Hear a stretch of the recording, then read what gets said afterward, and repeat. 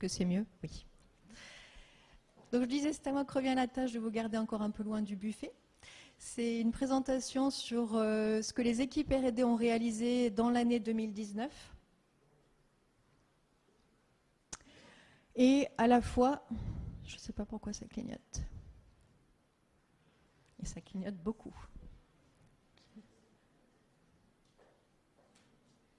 Je pense que le câble, non, il n'est pas en veille, tout va bien.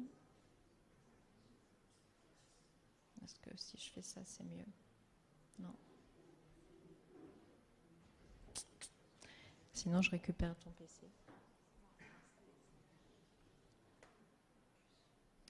Donc l'idée, voilà, c'était que je vais à la fois m'adresser aux gens qui connaissent à peine Bonita et qui commencent à prendre un intérêt dans cette solution, dans cette plateforme. À la fois à ceux qui commencent à l'utiliser, qui sont un peu au courant de ce que ça peut faire pour eux, et puis aux utilisateurs qui l'utilisent donc soit pour des POC, comme on l'a vu ce matin, soit complètement en solution intégrée dans une production. Donc ça va aller assez vite, je vais essayer d'avoir un rythme assez soutenu. Il y a beaucoup de concepts à vous passer sur ce qu'on a pu faire dans cette année 2019, dans ce qu'on prévoit de faire dans l'année 2020. Du coup, comme ensuite il y a la pause, n'hésitez pas à venir voir les personnes de Bonita pour exprimer votre intérêt sur ce qui a été fait et obtenir plus de détails, ou alors nous montrer que vous êtes concernés par l'un des sujets qu'on va aborder. Et nous, dans l'équipe produit, on est vraiment friands d'avoir des interactions avec des utilisateurs pour comprendre vos cas d'usage et savoir quelles sont les valeurs les plus importantes à livrer en premier lieu. Ça a l'air de ne pas bouger. T'es une pro. Merci bien. Donc je vais commencer par le commencement, c'est-à-dire à qui on s'adresse sur la plateforme Bonita. Philippe a parlé ce matin de la collaboration entre les développeurs professionnels, les DevOps, mais aussi des utilisateurs citizens. Donc nous, en 2019, on a beaucoup travaillé pour les développeurs professionnels et le DevOps. Et donc on a nos personas qui sont nommés avec des noms fort bien trouvés d'ailleurs. Dave est notre développeur Java, Fred notre front-end développeur, Ted est la personne qui va être le tenant admin et qui va administrer le tenant, Patty le platform admin à un niveau plus global, Sam c'est notre système admin qui lui aussi a besoin d'outils fournis par Bonita pour faire le monitoring, les montées de version, etc. Cindy et Omar ne sont pas nos personas centrales en 2019. Donc Cindy, c'est la Citizen Developer. Et Omar, lui, c'est notre Operations Manager. Donc lui, on s'intéresse à lui dans notre module BC, dont vous avez entendu parler ou vous entendrez encore parler. C'est quelqu'un qui ne va pas développer dans Bonita, mais qui va bénéficier d'une des Living Applications qu'on a créées pour la gestion des opérations. Andy, c'est l'utilisateur final qui va être soit l'utilisateur du portail en tant que profil utilisateur, soit des Living Applications que vous créerez avec Bonita. Alors rapidement, pour ceux qui ne savent pas comment, de quoi se compose Bonita, je vois les téléphones qui se lèvent, ça veut dire qu'on a eu raison de mettre cette slide, c'est super. Bonita commence par le studio, que vous voyez à gauche, la Development Suite. Dans le studio, on va designer les processus, faire du développement de REST API extension, de connecteurs. Donc il y a pas mal de choses qui sont développées dans le studio pour étendre Bonita. Et puis vous avez le UI Designer qui va permettre de réaliser des UI responsives et complètement customisables. Tout ça est en lien avec un Version Control System qui va être Git ou SVN, mais nous privilégions Git fortement. Et puis ensuite, à partir de là, vous pouvez déployer sur le moteur. Donc il y a un moteur avec un portal qui est inclus dans la Development Suite pour que vous puissiez rapidement voir ce que vous êtes en train de concevoir, mais aussi le Bonita Runtime qui va être déployé dans votre SI ou sur le cloud, comme on le voit, c'est la tendance 2019 de Bonita. De ce Bonita Runtime, on a des flèches qui partent vers le bas pour aller chercher et inscrire de l'information dans vos bases de données, à la fois la base de données des événements BPM et la base de données des données métiers. Vers le haut, ça va vers l'utilisateur, donc soit le Bonita Portal, qui est une UI qui vient par défaut, avec soit un profil utilisateur, soit un profil administrateur. Les Living Applications donc, que vous créez avec le UI Designer, mais aussi des applications métiers que vous allez pouvoir faire tourner sur le moteur Bonita. Philippe parlait ce matin de la modularisation qui permet vraiment de n'utiliser que l'engine pour aller faire tourner les processus en orchestration et ensuite avoir les résultats qui vont s'afficher sur vos propres applications métiers. Voilà, et on parlait aussi de la grande connectivité qui fait la force de Bonita, donc à droite, toutes les connexions particulières pour amener Bonita dans votre SI. Donc à cette plateforme de base, on va dire, s'ajoutent 2 add-ons. Le module BCD, Bonita Continuous Delivery, qui va permettre de créer des instances de Bonita dans le cloud ou on-premise. Donc très rapidement, avec l'exécution de Job Jenkins qui viennent dans BCD, la possibilité de créer des instances Bonita, mais aussi de déployer vos Living Applications. Voilà, l'idée, c'est de faire gagner du temps et de pouvoir être très habile dans les runtimes que vous mettez en place, que ce soit une CI, que ce soit un environnement de pré-prod, que ce soit une prod, pouvoir créer des instances, déployer vos Living Apps et ensuite continuer le circuit. L'add-on BC, donc lui, sa vocation, c'est vraiment de donner des outils aux gestionnaires d'opérations, donc à Omar, pour comprendre comment vont les cas, les instances de processus.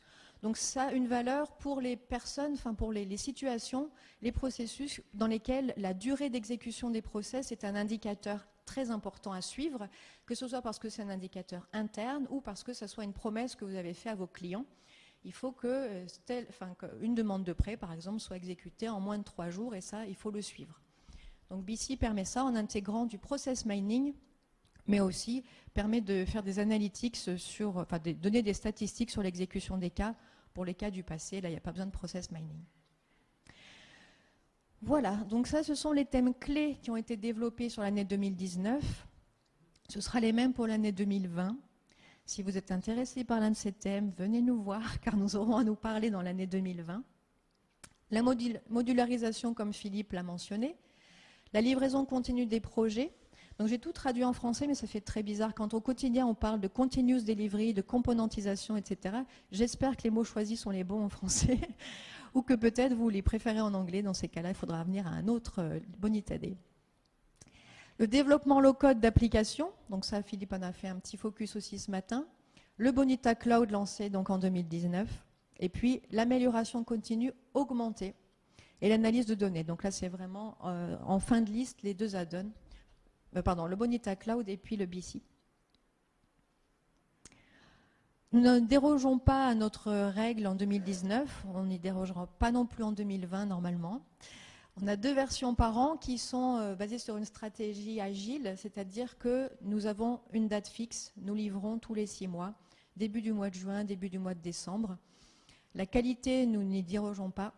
Et donc, ce qui va jouer d'une version à une autre, c'est la quantité de valeurs que nous pourrons y ajouter. Voilà, donc la prochaine version, la 7.10 pour Bonita, est à lancer le 5 décembre. Nous y travaillons dur, je peux vous l'assurer. J'ai oublié de me présenter, je suis Product Owner de Bonita. Donc voilà, je travaille à la fois en collaboration avec Philippe Lomé et à la fois avec la R&D, bien sûr. Alors en 2019, qu'est-ce qu'on a fait? On a amélioré le passage à l'échelle de notre engine, puisque avec les projets de nos clients, nous nous rendons compte qu'il faut devenir beaucoup plus performant dans l'engine. Donc on a déconnecté les workers qui s'occupent de nos connecteurs pour qu'ils s'exécutent en asynchrone. Du coup, si un connecteur est lent, eh bien l'attente de la réponse du connecteur va se faire pendant que d'autres connecteurs peuvent s'exécuter ou d'autres tâches peuvent s'exécuter. Ça, c'est déjà un facteur de scalabilité assez important pour notre engine. Et on améliore aussi les requêtes en base de données qu'on peut considérer comme assez lentes. Donc on améliore la performance de ces requêtes. Et on a encore pas mal de travail à faire, mais on est au courant. On travaille. Voilà. On a aussi travaillé sur une architecture microservice. Là, Nicolas vous fera une présentation plus détaillée dans l'après-midi sur le track technique. On a travaillé aussi dans la componentisation sur cette engine, donc prêt à embarquer dans vos applications avec Spring Boot. Et puis on travaille aussi à fournir à nos clients une image Docker, là encore pour être beaucoup plus flexible et rapide dans le développement d'une instance de Bonita, pour pouvoir rapidement créer une instance Bonita pour la CI et puis ensuite l'enlever pour aller faire une instance en pré-prod et l'enlever. Donc encore une fois, vous fournir des outils pour être beaucoup plus agile dans le suivi de votre projet de bout en bout. On a aussi travaillé à fournir plus de monitoring Plus de métriques pour monitorer l'exécution des processus. Donc là, ça concerne directement SAM, notre système admin. Suivre l'exécution. Donc l'outil choisi, c'est Micrometer qui fait des graphes. Et on a aussi choisi de stocker les données dans Prometheus, qui là va agréger les données pour pouvoir les visualiser. Et on a fait aussi des mises à jour techniques. Donc là, je vais vous montrer un petit peu plus d'informations sur tout ça. L'exécution asynchrone permet, donc on a mesuré en utilisant des connecteurs qui sont assez lents, qui vont aller attendre des services web ou qui vont aller écrire pas mal de choses en base de données. On a gagné jusqu'à 10 fois le temps d'exécution d'un connecteur, ce qui a libéré encore plus d'espace pour que les tâches s'exécutent en parallèle. Et ça, pour les utilisateurs finaux, c'est un vrai gain en productivité. On arrête d'attendre que Bonitas décide à bien vouloir afficher le prochain écran ou la prochaine tâche. Donc ensuite, l'architecture microservices, juste quelques mots. L'utilisation de Docker et de Kubernetes, c'est des mots que vous reverrez donc cet après-midi avec Nicolas et que c'est des technologies dans lesquelles nous croyons vraiment puisque nous les utilisons aussi dans le lancement de notre offre cloud. Donc l'engine pré-embarqué, donc Embeddable Engine en anglais, donc à nouveau basé sur Spring Boot, qui nous permet de se baser vraiment sur l'utilisation d'un Bonita simplement pour l'orchestration des workflows, simplement pour exécuter les processus en se libérant de tous les aspects UI parce que parfois un processus ça peut être simplement des tâches automatiques. Voilà, donc l'image Docker, ça sert deux cas d'usage, la haute disponibilité, la haute performance.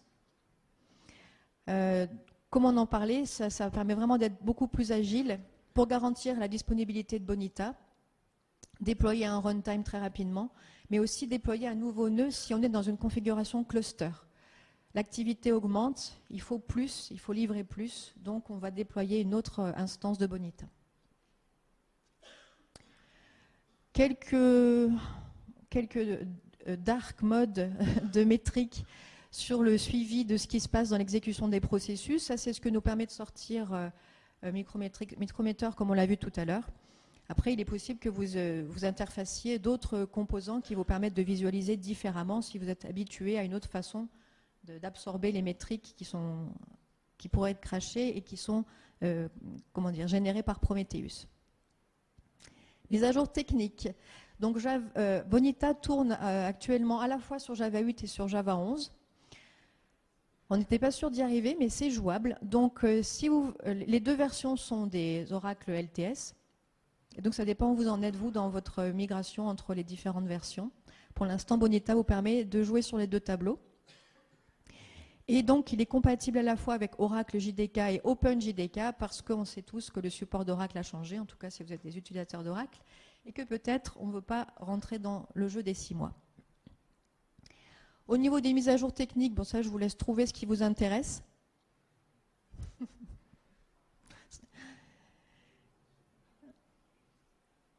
Toujours donc en cohérence avec notre stratégie de dockerisation.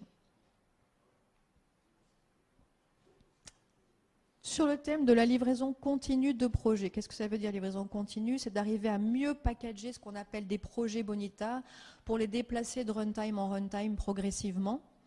Et donc nous, on a beaucoup à travailler déjà sur qu'est-ce que c'est un projet Bonita. On est parti du diagramme, on y a ajouté des UI et puis il y a des thèmes, des layouts, des connecteurs. Donc tout ça, globalement, il faut qu'on arrive à faire un package qui se déplace unitairement sur les plateformes, sur les runtimes.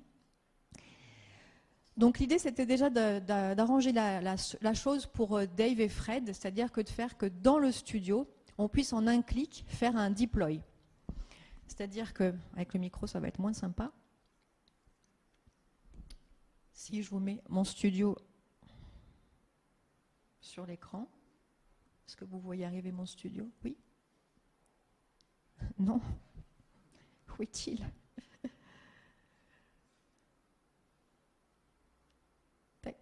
C'est bon. Donc là, je suis sur un projet intéressant, pas très compliqué, mais qui a déjà pas mal de choses. Je peux déjà faire un clic droit sur mon projet pour aller le déployer. Et ça, ce que ça va faire, c'est m'offrir un wizard dans lequel je vais retrouver toutes mes ressources et pouvoir décider ce que je vais déployer sur mon portal, sur mon Tomcat embarqué, pour simplement décider ce que j'ai modifié et voir à quoi ça sert. C'est particulièrement important quand vous faites de la collaboration, que vous allez cloner un repo Git ou que vous allez importer un point boss, les initiés comprendront, et que vous voulez tout déployer d'un coup dans le bon ordre. Donc là maintenant le studio va gérer ça pour vous. Ensuite, je pense que ça a changé de page, oui. On a la possibilité maintenant de gérer le multi-package dans le BDM. Donc avant, on avait un seul package dans le BDM. Maintenant, avec la nouvelle version qui arrive, vous allez pouvoir gérer des noms de packages différents. Donc ça va vous permettre tout simplement d'organiser vos objets dans le BDM. Tout ne dépend pas que d'un seul package. Vous allez pouvoir collaborer. Chaque collaborateur va pouvoir avoir son package name peut-être. Et ensuite pouvoir merger ça, pouvoir mettre ça dans le studio, dans un seul BDM, parce que vous savez que pour l'instant, un runtime nécessite un seul BDM. Donc plus de collaboration, plus d'organisation dans notre projet. Et on a aussi amélioré pas mal l'ergonomie.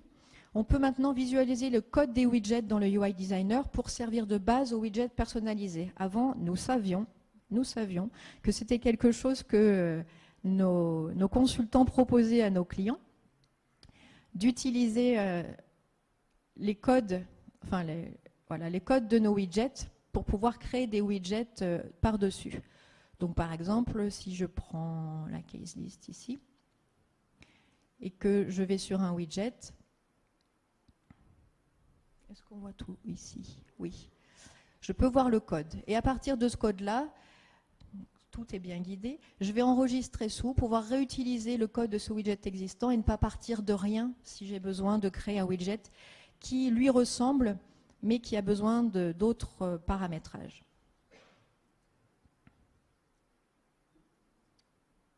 Ensuite, comment revenir à sa presse?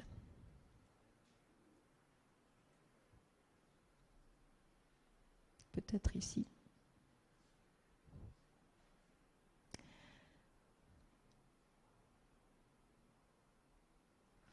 Voilà, on peut aussi visualiser les artefacts du UI Designer dans une fenêtre du browser. Avant, c'était dans une fenêtre qui était un petit peu spécifique. Ça permet de récupérer les URL et de jouer avec les noms de tâches ou d'autres choses, les paramètres de pagination par exemple, ou alors dans le contexte d'une application. On a fait beaucoup de travail CSS pour le thème de l'application. On voudrait voir ce que ça donne vraiment. Avant, dans notre fenêtre d'aperçu, c'était un peu neutre, on n'avait pas cette information. Là, on peut choisir l'application dans laquelle on veut voir l'artefact qu'on vient de concevoir. Et du coup, ça nous donne toutes les informations du thème graphique et on sait que c'est important de respecter les chartes graphiques de nos utilisateurs. Et ensuite, petit détail, mais quand même, réordonner les assets d'une page ou d'un formulaire. On sait que certains assets, notamment le JavaScript ou le CSS, vont s'exécuter dans un certain ordre. Donc, c'est important de pouvoir maîtriser cet ordre-là. Ensuite, on a fait une nouvelle page d'accueil dans le studio parce que, voilà, historiquement, Bonita, c'est du diagramme, c'est du workflow. Donc, quand on ouvre le studio, on nous dit faire un nouveau diagramme. Donc là, on n'est plus trop d'accord. Il faut faire un nouveau projet maintenant qui va englober pas mal d'artefacts, pas mal de ressources. Donc, la page du studio est orientée, on verra un petit peu plus tard, plus sur le niveau projet. Et le thème a été inclus maintenant dans ce qu'on appelle un projet applicatif Bonita. Auparavant, il fallait le rajouter par ailleurs. Donc là, maintenant, le thème fait pleinement partie de ce qu'on appelle le projet Bonita. On a changé sa structure aussi pour amener encore plus de facilité d'usage en utilisant SCSS. À nouveau, ça ne parlera que aux gens qui savent de quoi je parle. Et on va utiliser BCD aussi d'une façon un petit peu plus configurable, puisqu'on a gagné sur la déconnexion des connecteurs en termes de worker. On va aussi pouvoir faire ça dans BCD en le configurant. Et on va pouvoir modifier le timeout du LA Deployer. Donc il nous est arrivé dans certains environnements, pour des projets particulièrement trapus, d'avoir des timeouts sur le LA Deployer. Bon, maintenant vous pouvez configurer le timeout et attendre que ça se fasse. Sur le développement low-code, jusqu'à présent, dans l'UI Designer, si vous vouliez appeler les données du BDM, eh bien, il fallait aller gérer des API. Donc oui, on génère les API du BDM pour vous, mais quand vous voulez les appeler dans l'UI Designer, il faut aller passer par l'appel des API. Ça, c'était Bon, c'est compréhensible pour un développeur professionnel, c'est incompréhensible pour un citizen développeur, mais en plus, c'est un petit peu dommage même pour le développeur professionnel d'avoir à faire ça, alors qu'on pourrait vous proposer les objets directement. Donc ça, aujourd'hui, c'est possible dans le UI Designer. Vous pouvez aller chercher le contenu de votre BDM et créer une variable directement à partir de ça. Et ensuite, on s'en est aperçu parce qu'on travaille beaucoup nous-mêmes avec Bonita et le UI Designer pour créer du Bonita. Il était impossible de travailler en collaboration sur des artefacts UI Designer. Il était impossible de revoir la PR de quelqu'un d'autre, la pull request de quelqu'un d'autre, s'il y avait un tant soit peu de JavaScript ou d'HTML dans les custom widgets ou les expressions. Là, ce qu'on a fait, c'est que, parce que c'était présenté uniquement en une seule ligne, je vois des hochements de tête, maintenant ça a été formaté, oui, pour pouvoir être présenté vraiment dans un paragraphe qui est possible de revoir, qui va faciliter la revue et le merge. Donc voilà, on peut maintenant collaborer beaucoup plus facilement quand on crée des pages et des formulaires avec le UI Designer. Voilà. Le premier item, c'était qu'on pouvait, aujourd'hui quand on crée un formulaire à partir d'un contrat, on peut afficher que les données qu'on va instancier. Dans la 7.9, qui est sortie donc en juin, il est possible maintenant de faciliter l'édition des données. C'est-à-dire que vous avez instancié votre processus, vous allez saisir un bon nombre d'éléments. Ça, c'était possible de le faire facilement avec Bonita. Mais dès la deuxième étape, quand vous voulez éditer, alors c'était à vous de recoder complètement ce que vous vouliez éditer.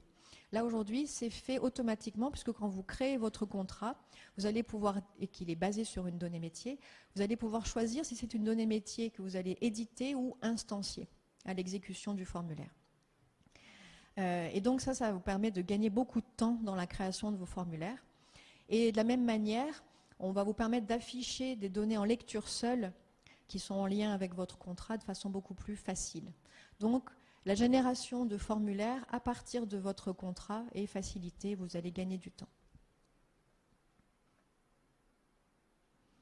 On avait un tabs container, donc les onglets, qui ne permettaient pas beaucoup de dynamicité dans le nom des onglets, leur comportement. Là, aujourd'hui, il y a plusieurs options qui ont été rajoutées. Vous pouvez les montrer ou les cacher avec des expressions, et aussi les rendre disponibles ou indisponibles. Donc là, ils vont être grisés ou pas grisés, en fonction de certaines conditions. Et le nom de l'onglet va pouvoir aussi exécuter du HTML, ce qui est sympa quand on veut ajouter des icônes ou mettre un petit peu de style. Voilà, vous pouvez aussi remplacer un widget par un autre.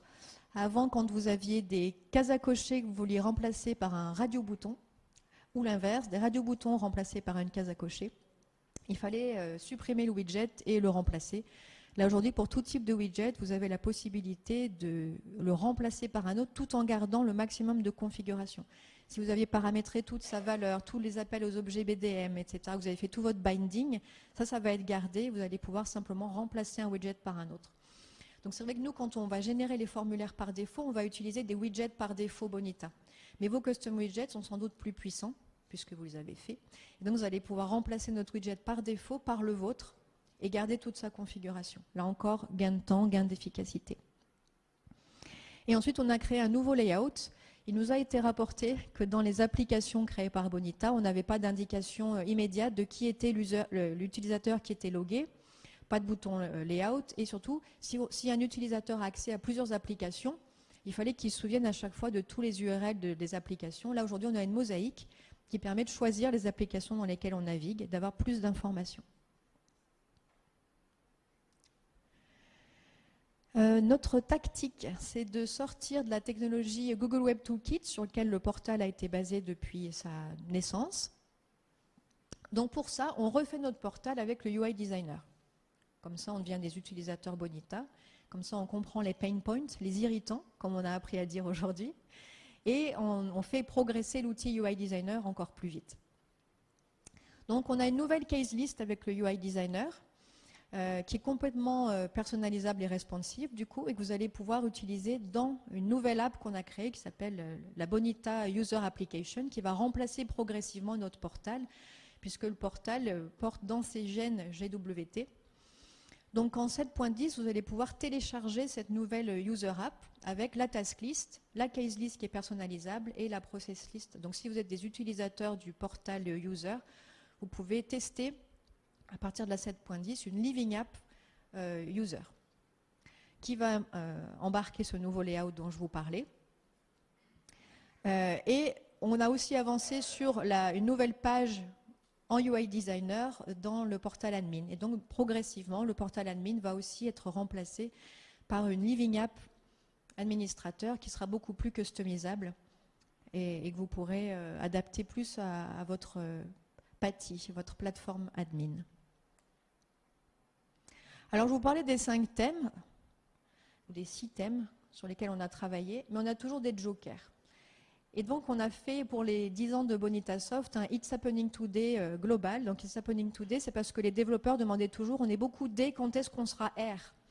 Donc, le responsable de la R&D, notre CTO, a mis en place une journée par mois qui est It's Happening Today. C'est today que vous faites de la R, de la recherche, et que vous pouvez travailler sur n'importe quel sujet.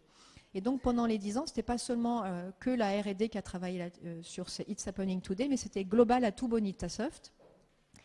Et donc est apparue la fonctionnalité de Guest User, qui répond à un cas d'usage qui a été très demandé chez nos clients, qui est je voudrais pouvoir faire une Living App, mais pas forcément demander à mes utilisateurs de se loguer. Moi, mes clients, c'est le grand public, donc je voudrais pouvoir afficher un contenu public, mais sur une app Bonita. Donc voilà, c'est possible à partir de la 7.10, vous pouvez avoir un contenu public que vous allez donner en accès à n'importe quel type d'utilisateur. Le mécanisme utilisé, c'est qu'on va avoir un user qui va être spécial avec un mot de passe spécial et un identifiant spécial. Et donc, quelqu'un qui va arriver en accès public va automatiquement être logué avec ce guest user. La possibilité qu'il va avoir aussi, c'est que c'est bien beau d'avoir un visiteur anonyme, mais peut-être que vous voulez le convertir en utilisateur avec un login mot de passe. Et ça, vous allez quand même pouvoir le faire si vous avez un processus de création de compte, et ce processus sera documenté pour qu'à nouveau, vous ne partiez pas de rien. À partir d'une application publique, vous allez pouvoir permettre à un guest user de démarrer un process de création de compte pour qu'ensuite, il vienne se loguer dans Bonita et accéder à un contenu que vous pouvez avoir dans la même application, mais qui sera protégé par login password. Donc ça ouvre encore des use cases d'utilisation de Bonita.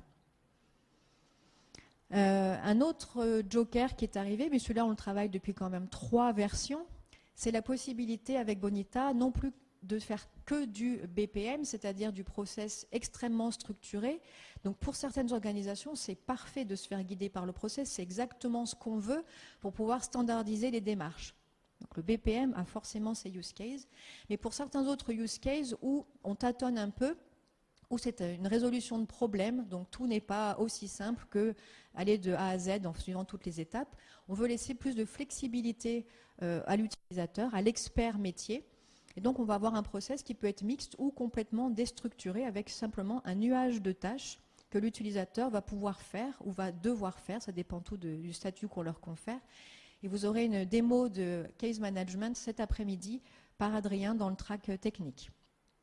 Donc globalement, c'est à ça que peut ressembler un processus qui est mixte, à la fois avec des parties structurées, parce qu'on veut absolument qu'une tâche arrive après l'autre, mais aussi avec des tâches qui se promènent dans le diagramme et que l'utilisateur va pouvoir faire plusieurs fois, une seule fois, jamais.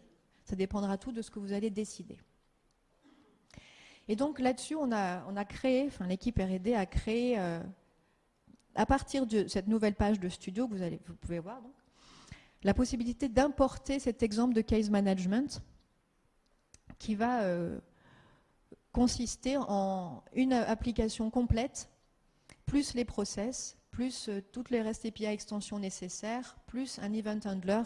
Donc je fais un peu de teasing pour la présentation d'Adrien tout à l'heure. L'idée, c'est que si vous avez un use case de case management, vous ne partirez pas de rien à partir de Bonita 7.10. Il y a un exemple déjà tout prêt avec le tutoriel que vous voyez en bas à droite qui va à la fois expliquer la valeur et les soubassements techniques mis en œuvre dans Bonita. Voilà, Bonita Cloud, c'est aussi donc l'offre qui est lancée. C'est vrai qu'enfin, ça arrive. De quoi on va parler quand on parle de Bonita Cloud?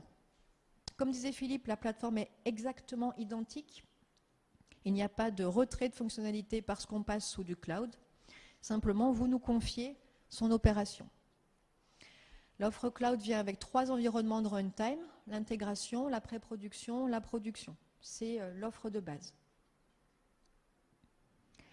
Les niveaux de support sont Gold, Elite et Platinum. On n'a ni enlevé ni rajouté les niveaux de support.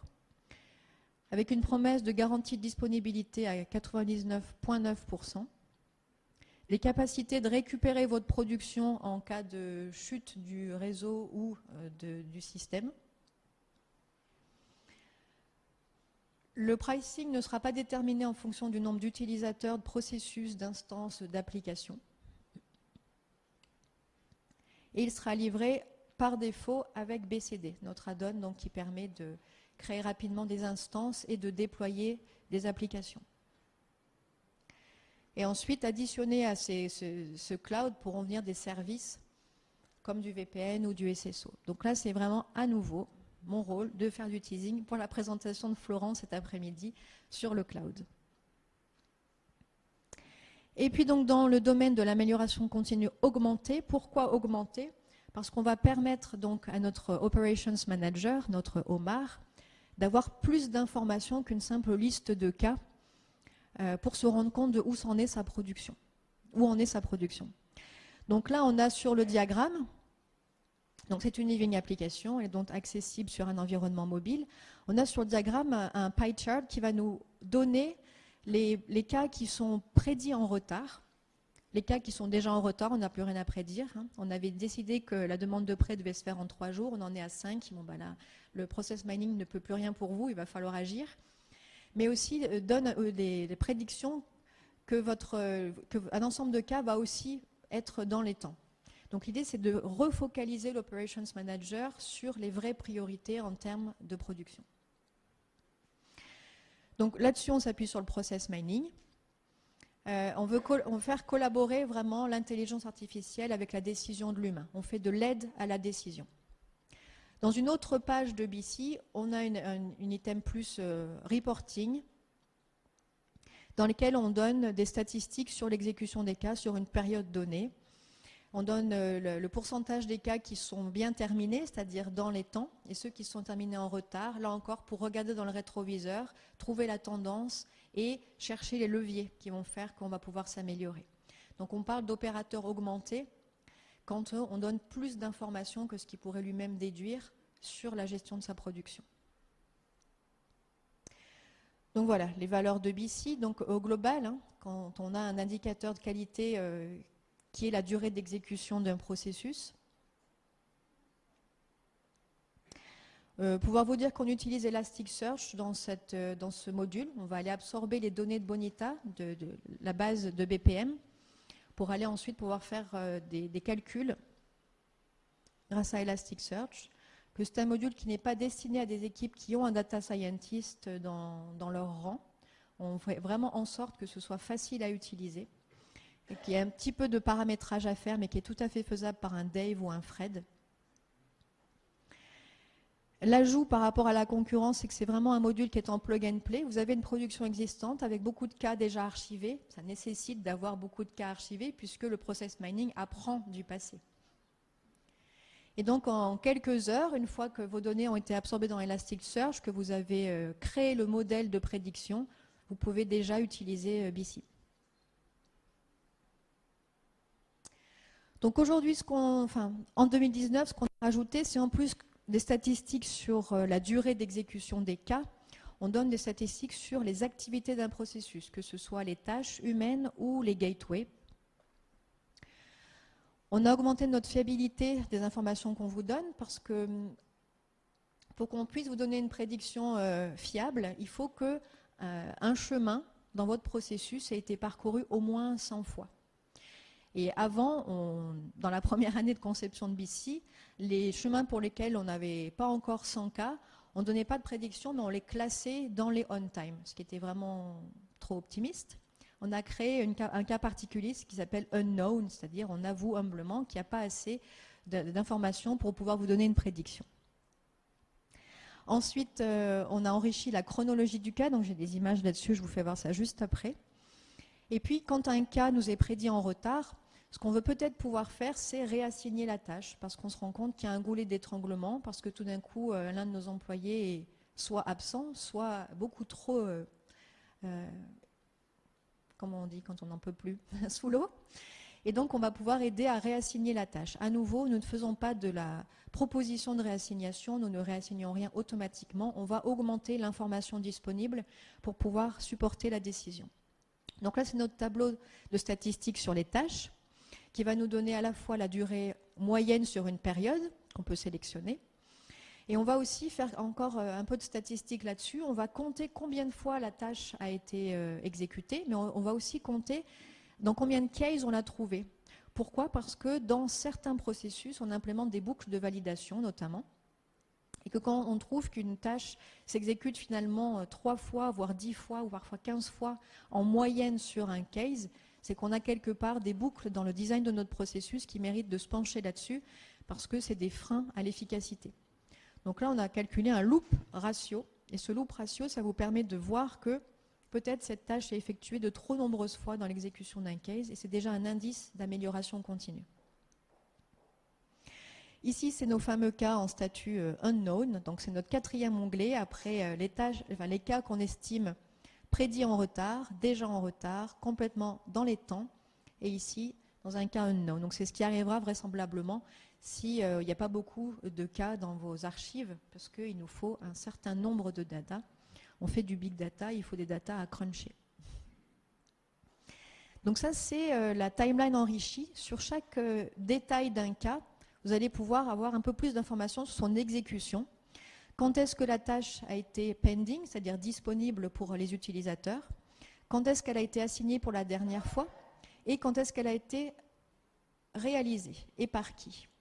On a ajouté à ça les durées entre chaque état et aussi la moyenne sur une période donnée. Parce que, à nouveau, quand on est au MAR, on veut que ça marche bien et que ça marche vite. Et quand on n'a pas de données pour comprendre comment ça s'est passé, moins bien passé que prévu, on n'a pas de levier d'action. Donc là, l'idée, c'est encore une fois, pour un cas précis, donner les leviers d'action pour comprendre ce qui a pu se passer.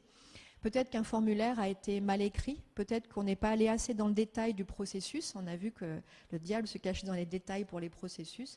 Ça nous permet d'avoir des points d'entrée pour l'amélioration continue. Ça, c'est l'aide à la réassignation, c'est-à-dire que j'ai toute ma liste de candidats potentiels à une tâche qu'on a réalisée avec l'acteur mapping dans Bonita, et je vais pouvoir indiquer la charge actuelle. Donc la charge actuelle, elle est calculée sur toutes les tâches qui ont été assignées à un même utilisateur à un moment donné, et du coup pouvoir prendre une décision de réassigner la tâche à quelqu'un qui semble moins chargé. Évidemment, il y a tellement d'autres paramètres à prendre en compte que la simple charge actuelle. Peut-être que les tâches que cette personne s'est assignée, la seule tâche pour Giovanna, est une tâche qui va lui prendre 3 jours. Donc, il faut aussi la perception, la compréhension des opérations pour aider à prendre la bonne décision. Donc voilà pour le contenu de 2019. Prochaine version, donc elle arrive le 5 décembre. N'hésitez pas à être curieux et à aller voir ce que ça donne. Et pour la suite, on va vous donner les grands thèmes. Donc là, par rapport à tout à l'heure, au niveau des personas, on inclut complètement dans notre premier cercle Cindy et Omar. C'est-à-dire qu'on voudrait que Bonita devienne un outil dans lequel des power users, des personnes qui connaissent et qui ont vraiment identifié leur processus, puissent être main dans la main avec l'IT, avec la DSI, pour pouvoir prendre part à la modélisation. Donc hier, on a eu un atelier avec certains de nos clients. Il faut vraiment qu'on y aille pas à pas. La gouvernance doit bien sûr rester à la DSI, mais comment faire en sorte que la DSI puisse peut-être déléguer certaines parties de la modélisation, que ce soit des UI ou peut-être le BDM, peut-être certaines choses, sans freiner la DSI, mais au contraire pour qu'en travaillant ensemble, on aille un peu plus vite. Donc je sais que dans les DSI, c'est encore un petit peu délicat comme sujet. On a des idées sur le fait qu'on pourrait peut-être améliorer les choses, en tout cas dans la décision de comment le process doit être implémenté. Les thèmes ne bougent pas plus que ça, c'est exactement la même diapo. Donc ce qu'on va faire, c'est qu'au niveau du monitoring, on va essayer de faire quelque chose un peu plus événementiel, c'est-à-dire permettre à notre engine d'envoyer plus d'informations pour gérer les plateformes Bonita.